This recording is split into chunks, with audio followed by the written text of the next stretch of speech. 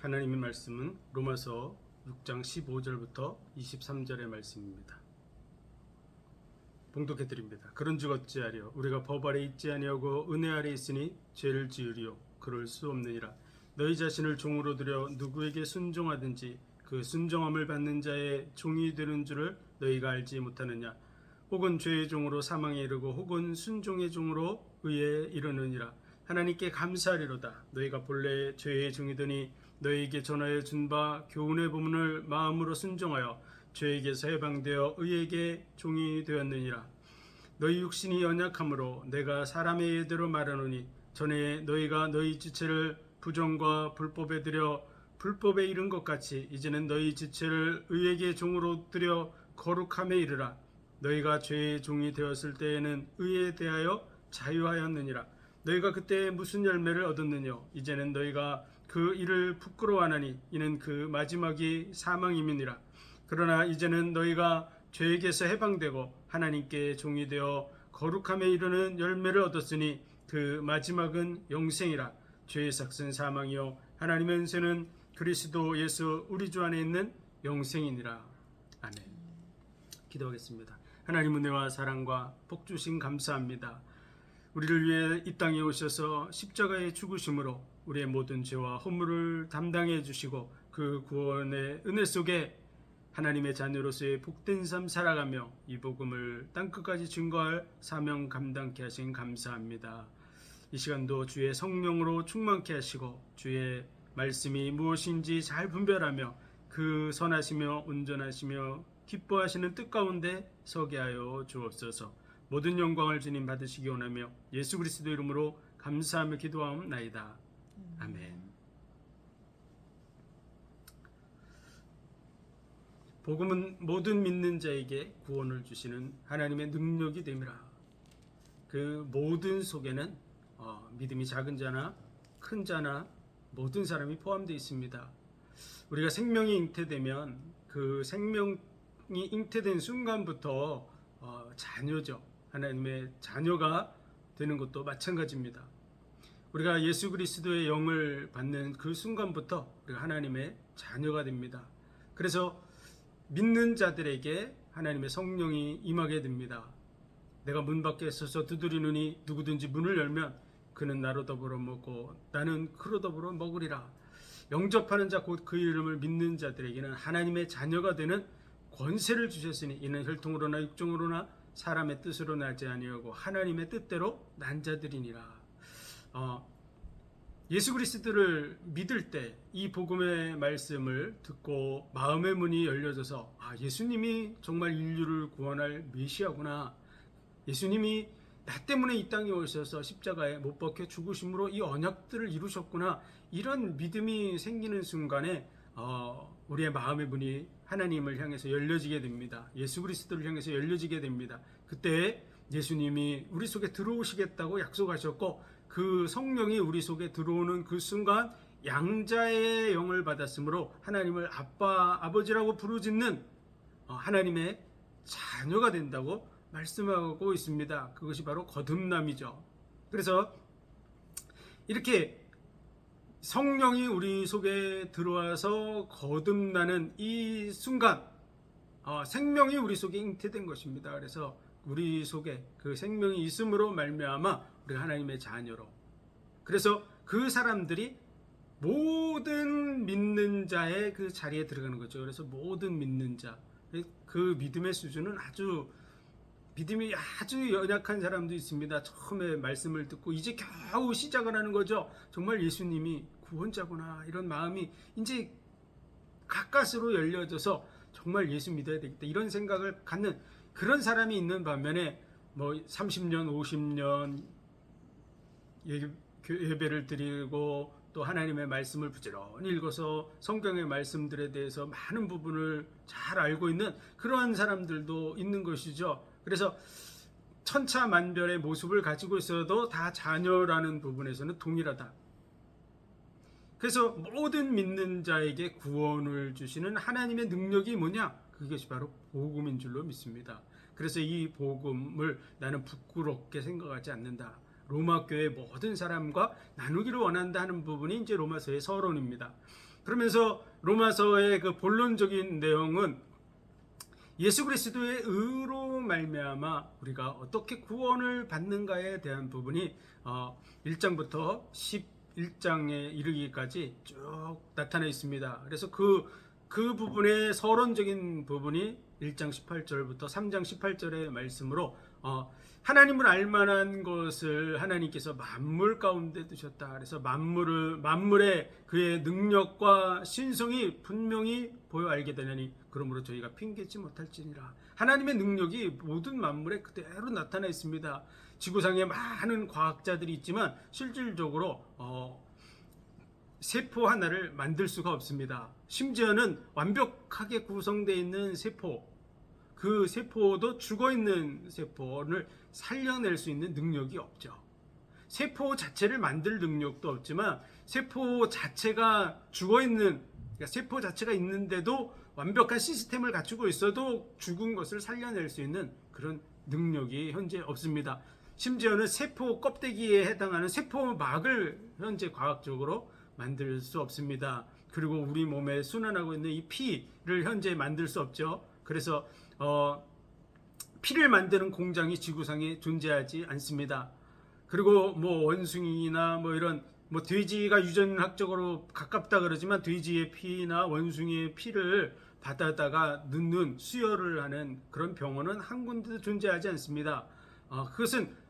그것이 돼지나 원숭이에게서 우리의 그 유전자가 유전된 것이 아니기 때문에 그렇습니다. 그래서 사람의 피를 수혈을, 그러니까 헌혈을 하게 해서 그 사람의 피로 헌혈을 하고 있는 거죠. 그것은 한 방울의 피도 과학적으로 만들 수가 없어요. 그래서 모든 만물 속에 하나님의 능력과 신성을 알 수 있게 해놓으셨고 우리가 그것을 느끼고서 살고 있는 거죠. 왜냐하면 우리 몸속에서는 지금도 피가 계속해서 만들어지고 있기 때문에 그렇습니다. 세포도 하루에 한 300억 개 정도의 세포가 우리 몸에서 재생되고 만들어집니다. 지구상의 모든 과학자들이 다 모여도 하나의 세포를 만들 수 없는데, 죽은 세포도 살려낼 수 없는데 우리 몸속에서는 지금 세포가 하루에 약 300억 개씩 만들어지고 있는 것을 우리는 실질적으로 느끼고 있는 거죠. 그 사람의 건강이 늘 이렇게 지속되고 있는 것 자체가 그걸 느끼고 있는 거야. 그래서 우리는 하나님 옆에 갔을 때 핑계할 수 없다. 그럼에도 불구하고 하나님을 영화롭게도 아니하고 감사하지도 아니하고 오히려 조물주 만물을 창조하신 그 하나님을 섬기기보다 우상 숭배에 빠져 있다 이렇게 얘기하고 있고, 순리로 써야 될 것을 영리로 쓰고 하나님이 사형에 해당된다고 정해진 그것을 알면서도 그 죄를 범할 뿐만 아니라 그와 같이 행하는 자들을 옳다 그러는 자리에 있고, 그것을 비판하는 자들, 유대인이라고 해서 비판하고 판단하면서도 같은 일을 행하고 있다. 모든 사람은 다 죄인이다 라고 하는 것을 말해주고 있습니다. 그래서 의인은 없나니 하나도 없어 다 치우쳐 죄인이라 이렇게 말씀하고 있고, 이는 모든 사람으로 심판 아래 있게 하려 함이라 이렇게 말씀하고 있습니다. 어쨌든 1장 18절부터 3장 18절의 말씀을 통해서 모두가 다 죄인이다, 하나님의 기준에 이르지 못하고 있다. 그래서 하나님께서 율법에 한 의를 주셨습니다. 이것은 율법과 선지자들, 그러니까 이미 성경책에 미리 약속을 통해서 예언이 되어 있는 말씀인데요.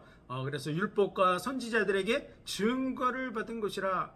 그것은 뭐냐면 예수 그리스도로 말미암아 대속함을 입고 구속함을 받는 이러한 말씀인 거죠. 그래서 모든 사람이 죄를 범하였음에 하나님의 영광에 이르지 못하더니 그리스도 예수 안에 있는 속량으로 말미암아 값없이 의롭다 하심을 받은 자 되었느니라. 예수 그리스도의 십자가의 대속의 죽음을 믿음으로 말미암아 값없이 의롭다 하심을 얻는 이 일이 인류에게 이루어졌다고 말씀해 주고 있는 거죠. 그것이 바로 하나님의 의입니다. 율법 외에 하나님의 의가 바로 예수 그리스도를 통한 대속의 은혜입니다. 이 은혜는 우리 인간의 행위나 노력이나 방법이나 인간의 어떤 요청에 의해서 이루어진 것이 아니라 하나님의 은혜로 주어진 것이다. 그러므로 우리가 우리의 행위를 자랑할 것이 아무것도 없습니다. 우리가 뭔가 했다고 이렇게 말할 수 있는 게 없는 거죠. 그래서 자랑할 데가 어딨뇨? 행위로냐?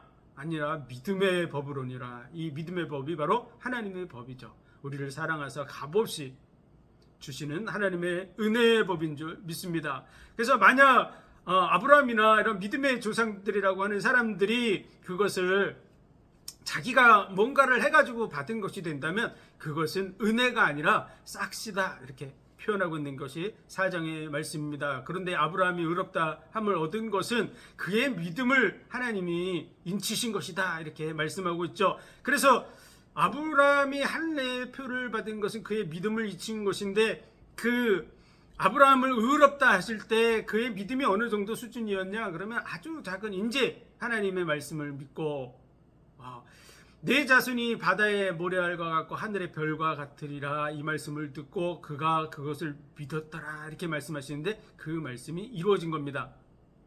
그래서 그 아브라함이 가졌던 그때의 믿음이 얼마나 작았냐 그러면 이제 믿기 시작한 거예요. 그래서 그 믿음을 가졌는데 사라에게서 한 10년 동안 아기가 낳지 않게 되니까 사라가 아브라함에게 요청을 하죠. 그래서 하갈을 통해서 내가 자녀를 품에 안기를 원한다 이 말을 받아들여서 아브라함이 그 전에는 사라에 대한 기대만 가지고 있었는데 하갈을 취해서 아들을 낳게 됐죠. 그의 이름이 바로 이스마엘입니다. 그래서 하나님께서 이제 거의 100세나 되었을 때 내 아들 사라를 통해서 아들을 낳게 될 것이다 이런 얘기를 했을 때 아브라함이 이스마엘이나 잘 되기를 원한다고 하는 그런 말을 하게 됩니다. 그런데 하나님께는 능치 못함이 있겠느냐? 그래서 아브라함이 그 부분에 대해서 웃었습니다. 그리고 사라도 그것을 장막 뒤에서 듣고 웃었습니다. 아브라함은 속으로 웃었고 사라는 장막 뒤에서 웃었는데 하나님께서는 그의 이름을 이삭이라고 해서 이 웃음이라는 뜻으로 짓게 하셨죠. 그때가 바로 그 약속을 받은 때로부터 한 20년, 30년 정도, 25년 정도에 된 그런 시기였습니다. 그래서 아브라함의 그 믿음은 아주 지극히 작은 것이죠.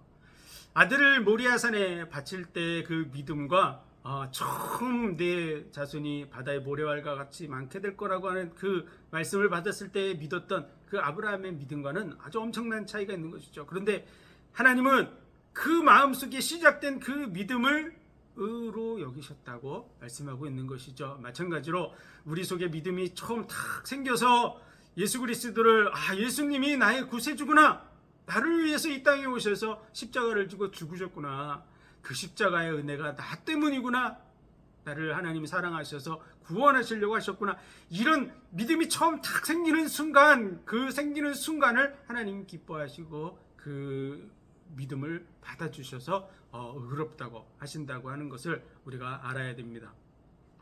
그래서 5장에서는 우리가 믿음으로 말미암아 의롭다 하심을 받았은즉 예수 그리스도로 말미암아 하나님으로 더불어 화평을 누리자 이렇게 얘기하는 것이죠. 왜냐하면 우리가 뭔가 대가를 지불해서 했다 그러면은 안 한 게 있으면은 우리가 화평을 누릴 수가 없죠. 그런데 우리가 받은 것은 그냥 거저 값없이 믿음으로 말미암아 됐기 때문에 예수 그리스도로 말미암아 화평을 누리자고 이렇게 얘기하는 것이죠. 우리가 죄인 되었을 때, 원수 되었을 때 그리스도께서 우리를 대신하여 죽으심으로 하나님의 사랑을 우리에게 확증해 보여주셨어요. 얼마큼 사랑하냐? 생명 내어줄 만큼 널 사랑한다 이렇게 말씀하고 있는 것이죠. 그래서 그것을 받아들이는 것이에요. 아담 한 사람으로 말미암아 모든 사람이 죽게 되었다면 예수 그리스도 한 분으로 말미암아 모든 사람이 살 수 있는 능력이 주어지는 것은 당연한 것입니다. 그래서 죄가 더한 곳에 은혜가 더욱 넘쳤다고 말하는 것은요, 그 넘친다는, 더욱 넘친다는 말은 죄가 어느 정도 위치까지 이렇게 차고, 그러니까 백두산만큼 찼다면 하나님의 은혜는 그거에 한 10배는 넘친다고 말하고 있는 것이죠. 더욱 풍성하다, 이렇게 은혜가, 죄가 더한 곳에 은혜가 더욱 넘쳤다, 이 말이, 넘쳤다는 그 말이 원어로는 풍성하다라는 뜻입니다. 더 풍성한 것이죠. 당연한 것이죠. 아담이 우리 인류의 조상이지만 한 인간이었다면 예수 그리스도는 만물을 창조하신 창조주 하나님입니다. 그래서 그의 대속의 죽음의 값은 하나님의 창조물인 아담의 그 값과는 비교할 수 없는 것이죠. 전 인류를 다 포함해도 하나님과 비교할 수 없습니다. 그분은 창조주고 우리는 피조물에 불과한 것이죠. 그런데 피조물인 우리를 위해서 만물을 창조하신 하나님이 자기의 생명을 값으로 내어주셨어요. 그래서 그 은혜가 우리에게 넘치는 것은 당연한 것입니다. 그래서 죄가 더한 곳은 이 세상입니다. 그곳에 하나님의 은혜가 넘치게 된 줄로 믿습니다. 그래서 죄가 더한 곳에 은혜가 넘쳤다고 우리가 죄에 거하는 것이 옳습니까? 그렇지 않습니다. 우리가 다시 이제 그 자리에서 돌이켜야 될 줄로 믿습니다. 예수 그리스도의 십자가의 대속의 죽음 때문에 우리가 그와 함께 죽은 자가 된 줄로 믿습니다. 보라, 세상 죄를 지고 가는 하나님의 어린 양이로다. 인류의 죄를 예수님이 다 짊어지신 것이죠. 그래서 한 사람이 모든 사람을 대신하여 죽었은즉 모든 사람이 죽은 것이라. 한 사람은 바로 우리의 죄를 짊어진 예수 그리스도입니다. 그리고 모든 사람은 아담으로 시작해서 우리까지가 아니라 아직도 태어나지 않은 인류 끝날까지 태어날 그 사람, 모든 사람들을 다 포함하고 있는 것이죠. 그래서 한 사람이 모든 사람을 대신하여 죽었은즉 모든 사람이 죽은 것이라. 모든 사람의 죄값을 예수님이 다 짊어지시고 십자가에 대신 죽으신 줄로 믿습니다. 그래서 한 번의 제사로 영원히 온전케 하셨느니라. 예수님의 대속의 죽음으로 우리가 영원히 온전케 된 줄로 믿습니다. 그래서 그 은혜를 힘입어서, 예수 그리스도의 그 은혜를 힘입어서 누구든지 그 구원의 은혜 속에 들어갈 수 있는 것이죠. 그 일이 언제 이루어졌을까요? 2000년 전에 이루어졌습니다. 그리고 이 말씀이 기록될 당시, 바울이 로마를 향해서 이 서신을 기록할 당시에 이미 예루살렘에서 예수님이 십자가에 못 박혀 죽으신 사건이 지나간 일로 되어져 있는 거죠. 그래서 로마서 6장에서는 이 과거형으로 그것이 다 기록이 돼 있어요. 그래서 예수님의 그 죽으심으로 말미암아 그럴 수 없느니라. 죄에 대하여 죽은, 이렇게 우리가 죄에 대해서 죽은 이렇게 표현이 되어 있는데 이 죽은이 과거형으로 되어 있다 그 말이죠. 왜 죽은? 우리는 지금 죄를 짓고 이렇게 살고 있는 모습을 보여주고 있는데 우리가 죽었다고 얘기하는 것은 왜 과거형으로 되어 있냐? 그러면 예수님이 십자가를 짊어지시고 죽은 지가 이미 과거이기 때문에 그렇습니다.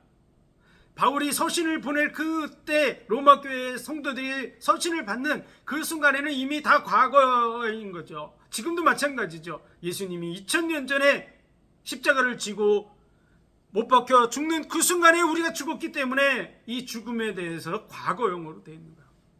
이미 죽었다, 끝났다. 그래서 무릇 그리스도 예수와 합하여 세례를 받은 우리는, 그렇게 세례를 받은 우리, 그의 죽으심과 합하여 세례를 받은 줄을 알지 못하느뇨. 이렇게, 그것도 과거형으로 쓰여져 있어요. 세례를 우리가 언제 받았다고요? 아니, 나 아직 세례 안 받았는데요. 무슨 얘기하는 거예요? 이렇게 얘기하는 사람 있겠죠? 이제 교회 처음 나와가지고 아직 목사님이 세례를 아직 안 줬어요. 근데 왜 이게 과거형으로 쓰여 있죠? 이렇게 착각하는 사람 있을 수 있겠죠? 그런 내용이 아닙니다. 지금 그것은 형식이에요. 목사님이 불러다가 놓고 세례를 주는 것은 형식이에요. 실제 세례가 이루어진 실질적인 사건은 언제냐? 그러면 예수님이 십자가에 못 박혀 죽는 순간에 우리가 죽은 거예요. 그래서 그와 함께 세례를 받은 것이죠. 그래서 이게 과거형으로 쓰여져 있는 거예요. 그 혜택이 나에게 주어지는 과정 속에서 내가 현재 그분을 믿음으로 받아들이냐, 인격적으로 하나님 역사하시기 때문에 인격적으로 내 마음의 문이 열려서 그분을 마음속에 모셔드리는 이 사건이 이루어졌냐 안 이루어졌냐가 법적인 그런 순간 속에서 현재형으로 나에게 주어지고 있을 뿐이지, 이미 온 인류를 대신하여 죽는 사건은 2000년 전에 이루어진 것이죠. 그래서 세례도 과거형으로 되어져 있는 것입니다. 그래서 우리가 알거니와 우리 옛사람이 예수와 함께 십자가에 못 박힌 것은, 이렇게 못 박힌 것은 6장 6절에 보면 그렇게 얘기하고 있거든요. 우리가 알거니와, 우리가 알고 있다, 확실하게 알고 있다. 우리 옛사람이 예수와 함께 십자가에 못 박힌 것은, 이 못 박힌 게 언제냐? 그럼 과거에 못 박혔다고 얘기하는 거야. 이 과거형으로 쓰여진 이유가 예수님의 십자가의 사건을 얘기하고 있는 것이죠. 그래서 예수님이 2000년 전에 십자가에 못 박힌 순간에 온 인류가 같이 박힌 거야. 온 인류를 대신해서 예수님이 십자가에 못 박혔기 때문에 그렇습니다. 그런데 내 거로 안 받아들여서 내가 법적 혜택을 못 누리고 있는 것이죠, 현실은. 그런데 내가 그 언약 속에 들어왔어요. 그러면 당연히 2000년 전에 이루어진 그 부분이 나에게 적용돼서 혜택을 누리게 되는 것이죠. 1945년도에 일제에서 해방됐습니다. 그런데 사람들이 일제에서 해방된 걸 모르고 그렇게 살아가면 마음속에는 여전히 일제 치하에 있다고 생각하고 살겠죠. 그런데 깨닫는 순간 아니구나, 일제에서 벗어났구나, 그렇게 되는 것이죠. 그와 마찬가지로 마귀의 종로로 타고 살아야 되고 또 영원한 사망으로 가야 되는 그런 부분에 대해서 죄의 값은 사망인데 그 죄값을 예수님이 대신 죽으심으로 다 치르신 거예요. 그래서 더 이상 죄값을 치를 필요가 없어요. 한 번의 제사로 영원한 속죄를 이루셨습니다. 값이 다 지불됐어요. 더 이상 값을 낼 필요가 없습니다. 예수님과 함께 온 인류가 못 박힌 거예요. 근데 문제는 개인에게 적용되는 것은 하나님이 인격을 주셨기 때문에 자기가 받아들일 때만 주어지게 돼 있는 것이죠. 그래서 우리가 이미 예수 그리스도와 함께 죽은 자고 세례받은 자인 줄로 믿습니다. 그와 함께 장사 지낸 바 된 자인 줄 믿습니다. 예수님이 장사된 지가 언제죠? 2000년 전입니다. 2000년 전. 예수님이 무덤에 들어간 것 같이 우리도 다 죽은 자예요. 예수님이 부활하심처럼 우리가 그리스도 안에서 산 자인 줄로 믿습니다. 그래서 예수 그리스도 안에서 우리는 새 사람이에요. 그리스도 안에 있으면 새로운 피조물이라. 이전 것은 지나갔으니 보라 새 것이 되었도다. 그리스도 안에 있으면 새 사람인 줄 믿습니다. 하나님의 자녀예요. 당연히 그 자녀의 축복을 누리는 것이 맞습니다. 그런데 여전히 사단은 활동하고 있죠. 자기의 권세가 깨어졌지만 그는 속이는 자입니다. 온 천하를 꿰는 자라고 말씀하고 있듯이 여전히 사기치고 다니는 것이죠. 그래서 우리가 사단에게 속으면 다 이렇게 빼앗기게 됩니다. 마음도 놓치게 되고 갈등하게 되고 고민하게 되고 인생이 하나님의 자녀로서의 복된 삶을 살아가지 못하고 하나님이 계획한 이 삶 속에 주어진 많은 부분 속에 하나님의 계획들이 있어요. 그런 것들을 이해하지 못하고 영원을 향해서 가면서도 누리지 못하는 그런 삶을 살아가고 있는 것이죠.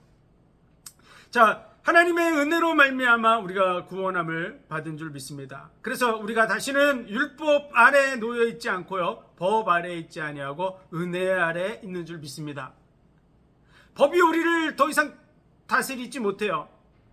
거듭난 사람, 구원받은 사람은 법이 다시 다스릴 수 없습니다. 왜 그렇죠? 법적으로 예수님이 대신 죽음으로 말미암아 내가 죽은 것으로 되어져 있어요. 이미 죽은 자에게 대해서 법을 적용한다는 것은 의미가 없죠. 이미 그 사람이 죽었어요. 근데 그 사람에게 10년 구류를 때린다든지 아니면 사형을 언도한다든지 그거 아무 의미가 없습니다. 이미 죽었어요.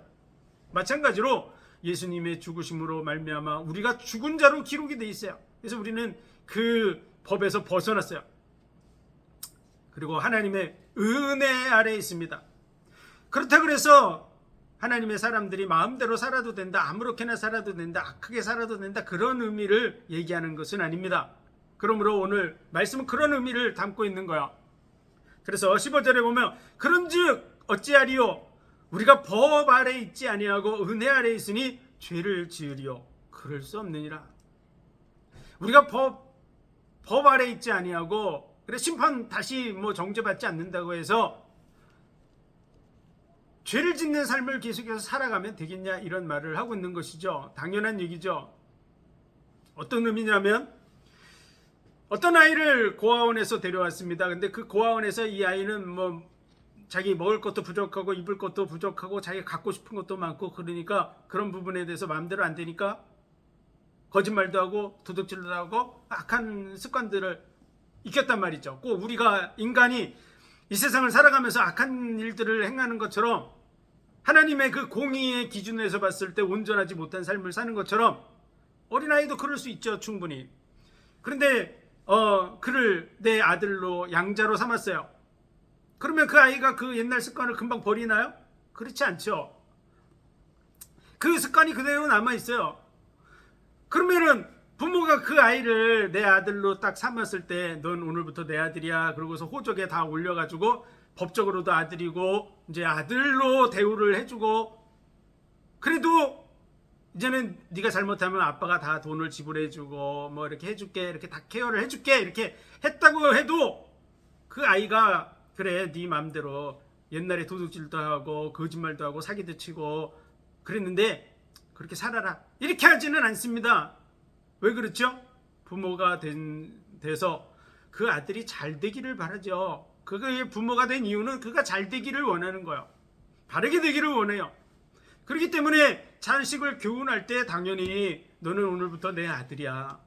나는 너를 내 아들로 삼았어. 내 모든 건 너에게 다 줄 거야. 너의 모든 부분은 내가 책임져 줄게. 너의 필요한 부분이 있으면 내가 너의 도와줄게. 이렇게 다 할 수 있잖아요. 그렇다 그래서 그를 막 살라고 하는 그런 의미로 얘기하지는 않는다는 것이죠. 당연히 바르게 살아가라고 교훈하고 가르치겠죠. 그런데 잘 됩니까? 그런 부분들이 하다 보면 먹고 싶은 게 있으면 옛날 습관이 나오잖아요. 그러면 어떻게 합니까? 부모가 그를 가르치기 위해서 때로는 훈계도 하고 징계도 하고 그렇게 하죠. 그리고 그 부분에 대해서 처리를 해주는 것이 당연한 것입니다. 그런 부분이 당연하지, 과거에 했던 일을 또 했다 그래서 너 용서 못해, 또 한 번 하면 너 호적에서 뺀다, 뭐 이런 식으로 하는 것은 그 심각한 협박이죠. 옳지 않습니다. 그것은 부모로서의 할 말이 아닙니다.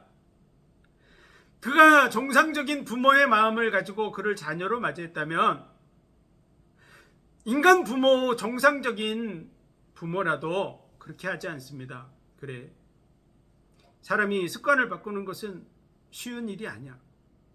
그러나 정상적인 사람이 되기 위해서 노력해 나가야 돼. 내 잘못에 대해서 얼마든지 아빠는 용서한다. 그러나 다시는 그런 일을 하지 않도록 노력해라, 이렇게 하겠죠. 그런 부분이 정상 아니겠습니까? 우리 인간이 완벽하지 않기 때문에 늘 노력해야 돼요. 완벽한 인간이 지구상에 존재할까요? 한 사람도 없습니다. 자기도 완전하지 않아요. 그런데 자식에게 완전하라고 얘기하면 되겠습니까? 그리고 잘못했다고 호적에서 뺀다 그러고, 아니면 뭐 사형에 처한다고 그런 말을 하는 것은 말이 안 되는 것이죠. 성경도 마찬가지입니다. 하나님의 자녀가 됐을 때 하나님의 모든 혜택이 주어지게 되어 있습니다. 그럼에도 불구하고 하나님은 우리가 바르게 살으라고 말씀하시고, 그렇죠, 교훈하시고, 또 어떻게 할까요?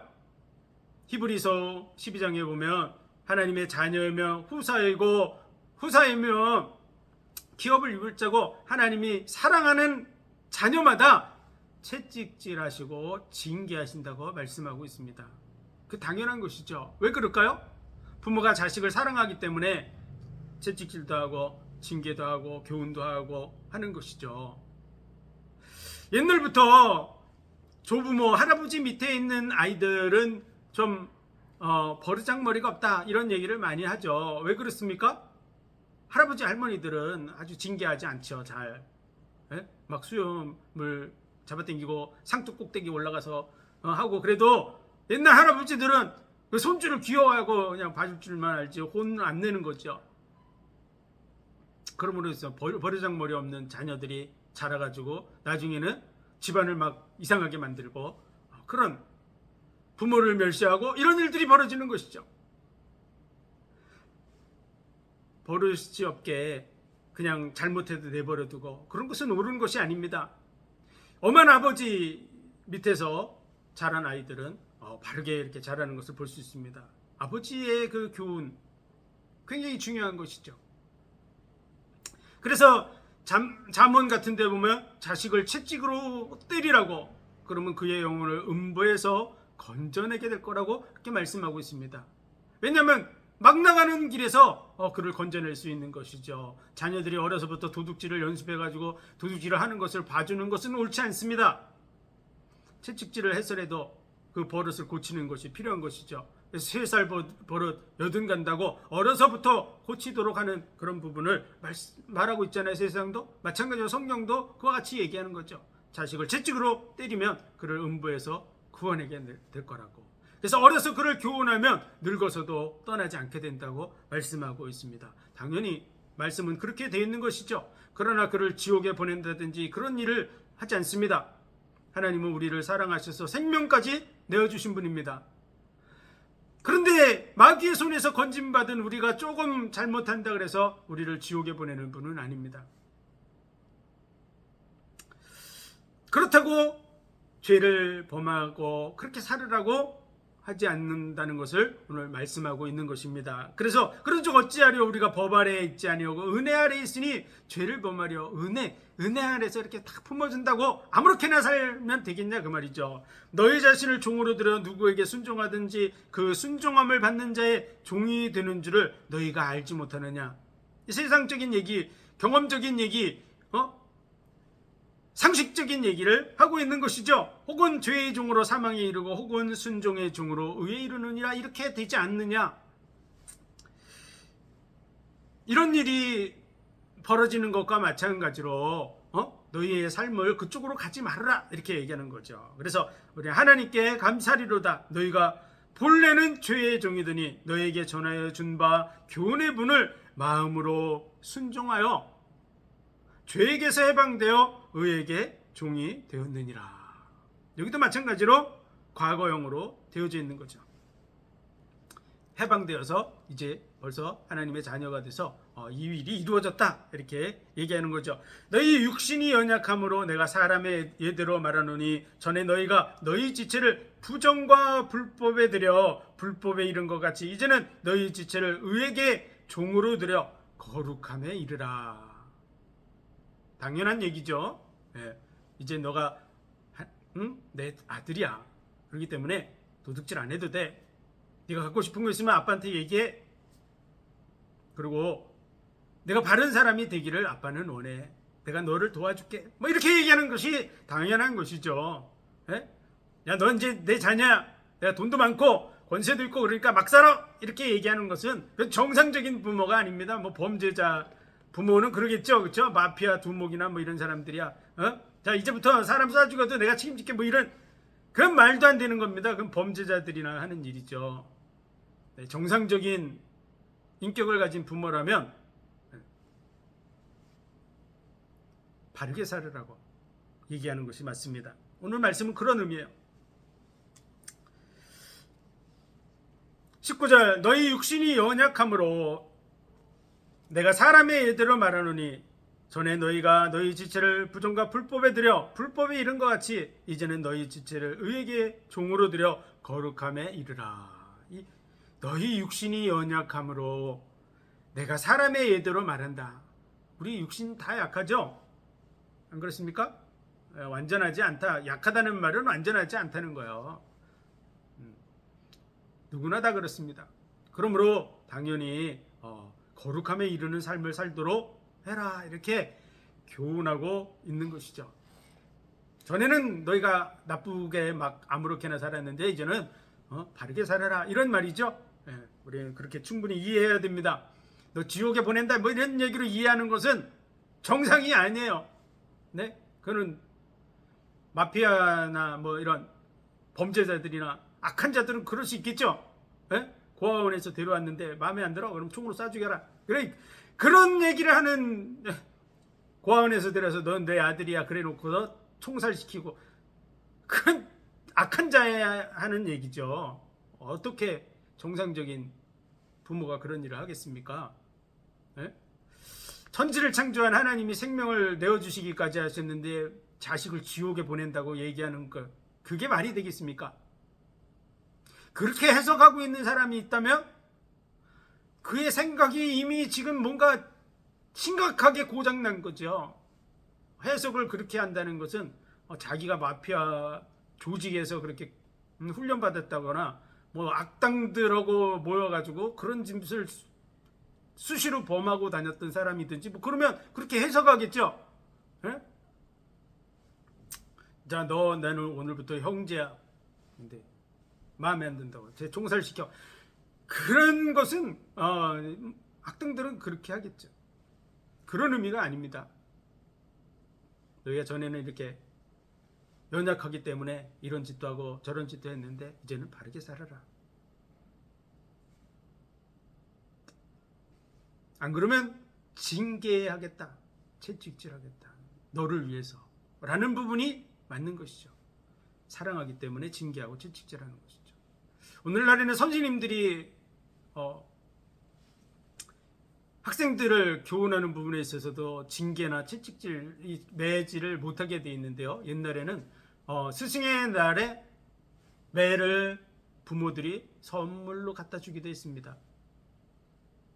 그래서 스승을 부모와 같이 존귀하게 여기도록 교훈을 하고 그랬습니다. 당연히 또 부모도 자식들을 징계하고 채찍질하고 그랬습니다. 그래서 매를 집에다가 비치해 놓기도 하고 그랬었죠.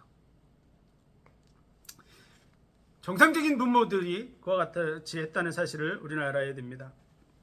20절, 너희가 주의 종이 되었을 때는 의에 대하여 자유하였느니라. 구속함을 받지 않았다 이 말이에요. 의에 대해서 무슨 얘기냐면 마음대로 그냥 행했다 이런 뜻이죠. 그때 너희가 무슨 열매를 얻었느냐. 이제는 너희가 그 일을 부끄러워하나니 이는 그 마지막이 사망임이니라. 이것이 과거에 그와 같은 삶을 살았었다 그 말이죠. 영원한 멸망으로 가는 길을 가고 있었다 그 말이죠. 그래서 그런 부분을 이제는 되돌아보니까 참 부끄러운 일이다 이렇게 생각하게 됐다 그 말이죠. 그러나 이제는 너희가 죄에게서 해방되고 하나님께 종이 되어 거룩함에 이르는 열매를 얻었으니 이 마지막은 영생이니라. 다시 한번 이 말씀 속에서 17절, 하나님께 감사한다. 너희가 본래는 죄의 종이더니 너희에게 전하여 준 바 교훈의 본을 마음으로 순종하여 죄에게서 해방되어 의에게 종이 되었느니라. 너희는 의의 종이다.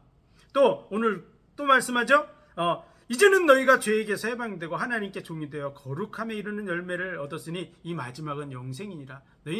너희는 죄의 종이 아니라 하나님의 의의 종이고 그리고 영생을 얻는 자가 되었다. 이제 그렇기 때문에 감사하라 이런 얘기를 하고 있는 것입니다. 그러면서 23절, 죄의 싹은 사망이요 하나님의 은사는 그리스도 예수 우리 주 안에 있는 영생이니라. 죄의 싹은 사망입니다.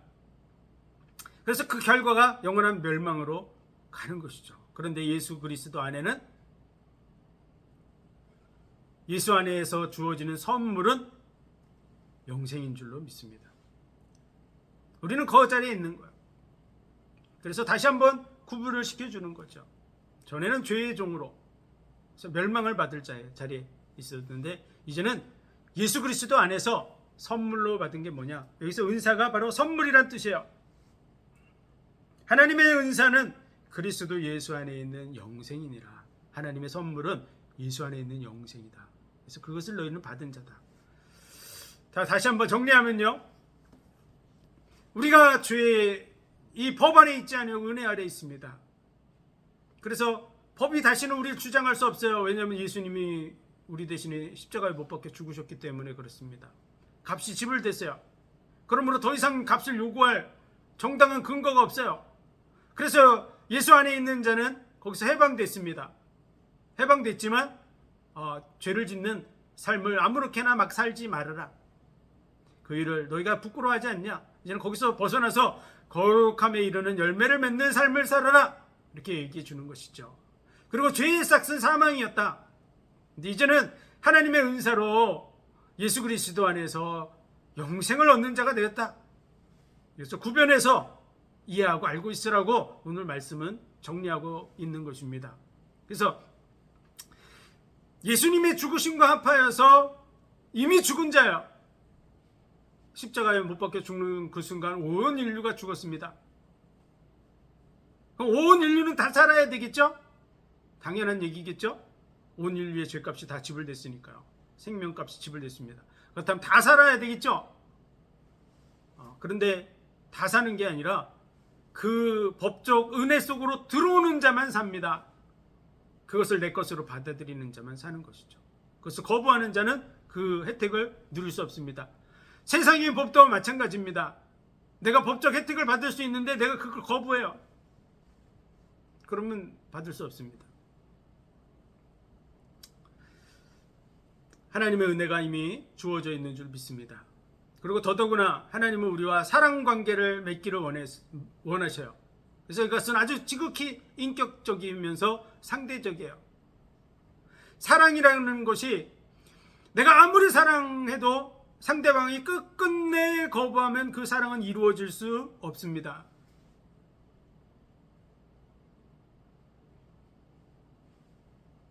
그래서 온전한 사랑이 될 수가 없어요.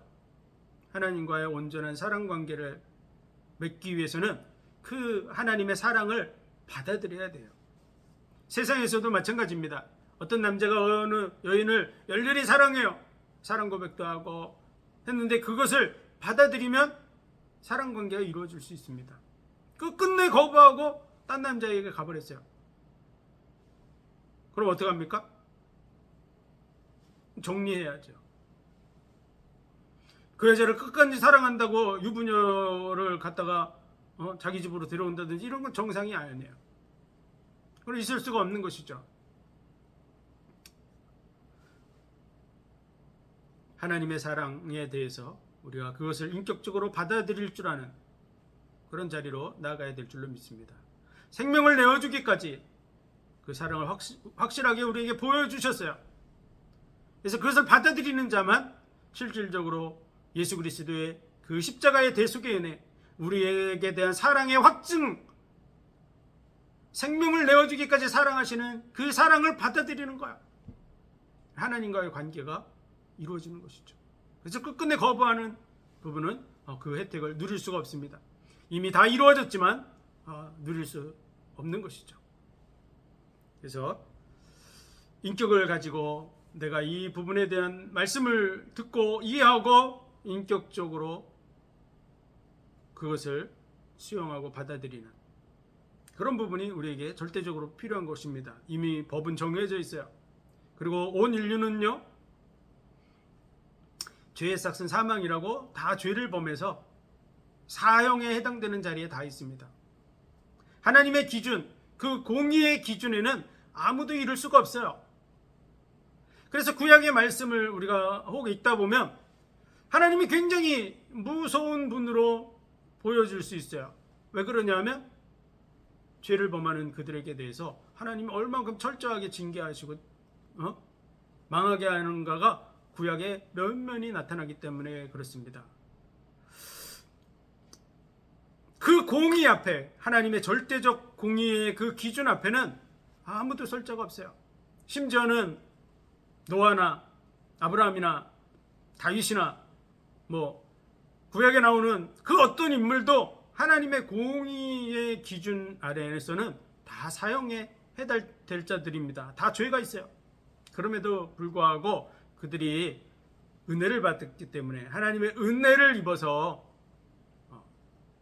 그들이 그 안에서 하나님을 바라보고 용서함을 받고 새 삶을 살고 그렇게 되어지는 것이지, 그들이 특별히 뭔가 잘했기 때문에 하나님 앞에 하는 것은 절대 아닙니다. 하나님의 기준에는 다 미달해요. 마찬가지입니다. 이 세상에서 내가 뭔가 잘하고 잘먹고 많은 것을 한다 그래도 궁극적으로는 다 죄인입니다. 죄 없는 사람은 아무도 없어요. 더더구나 심각한 죄는 하나님을 거부하는 것입니다. 하나님이 주신 공기를 마시면서 그 부분에 대해서 감사하지 않는 것이죠. 하나님이 주신 땅을 밟고 살면서 하나님께 감사하지 않는 것입니다. 하나님이 주신 태양의 빛을 받으면서 감사하지 않는 것이죠. 심지어는 자기의 몸, 손, 발, 심장 이런 것도 다 자기가 만든 게 아니에요. 하나님이 만들어 주신 것입니다. 그래서 사지백체, 오장육부 모든 것 다 하나님이 주신 거야. 근데 감사하지 않는 거야. 심지어는 그 하나님이 약속을 지키고 십자가에 못 박혀 죽으시면서까지 우리에게 대한 사랑을 보여주시고 구원받을 수 있는 길을 열어주시고 그 안으로 부르고 계심에도 불구하고 그것을 끝끝내 거부하고 대적하고 그런 사람은 절대로 용서받을 수 없습니다. 그 피를 부정한 것으로 여기고 이렇게 표현이 되어 있는데요. 예수님의 십자가의 대속의 죽음을 갖다가 더러운 것으로 취급하고 그런 정말 있을 수가 없는 것이죠. 임금이 백성을 위해서 그 외국 예를 들어서 침략을 받았는데 조약서를 쓰게 해서 손가락을 잘라서 피를 흘렸다 그래도 그 피를 귀하게 생각해야 되는 건 당연한 것인데요. 백성 때문에 임금이 자기 손가락을 잘라서 혈서를 쓰고 그래서 백성들을 구원했다 그러면 당연히 백성들이 그 임금이 한 그 피 흘린 거에 대해서 감사하고 고맙게 생각해야 되는 것이 당연한 것이죠. 그 백성 거기서 풀려난 백성이 그 피를 더러운 것으로 여기고 임금을 갖다가 모욕하고 멸시한다 그러면 어떻게 용서받겠습니까? 하물며 천지를 창조하신 하나님이 인류를 대신해서 죽으시는 일을 이루심으로써 마귀의 권세에서 우리를